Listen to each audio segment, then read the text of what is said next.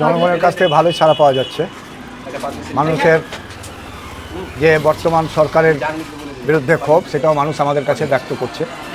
এবং বিশেষ করে এসআইআর, বর্তমানে মানুষ আতঙ্কিত যে আমরা ভারতীয় হয়ে আমাদের নাগরিকত্ব কেড়ে নেওয়ার একটা চক্রান্ত চলছে।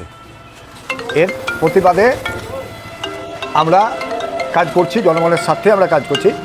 বাম যে গণতান্ত্রিক আমাদের জোট হয়েছে, সেই গণতান্ত্রিক জোটের আমরা এসডিপিআই আমাদের সাথে আছে এবং আমাদের সাথে আইএসএফও আছে।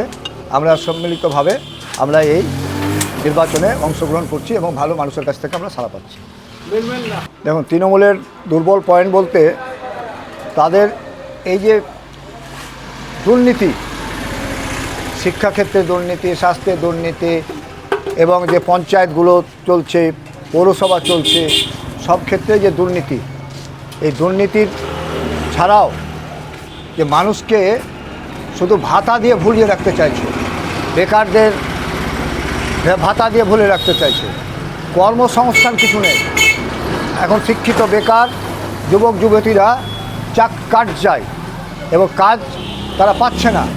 স্কুলে শিক্ষক যে দুর্নীতি হয়েছে, যে নিয়োগ বাতিল হয়েছে, তারপরে বামফ্রন্ট সরকারের আমলে এসএসসির মাধ্যমে প্রতি বছর যেভাবে ধারাবাহিক শিক্ষক শিক্ষিকা নিয়োগ হয়েছে, সেটা এখানে একটু ব্যর্থ এরা।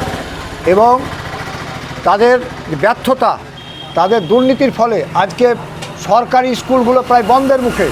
এই বর্তমান সময়ের মধ্যে প্রায় 8400 বিদ্যালয় বন্ধ হয়ে গেছে এবং বেসরকারি বিদ্যালয়ে যাওয়ার জন্য মানুষকে বাধ্য হতে হচ্ছে।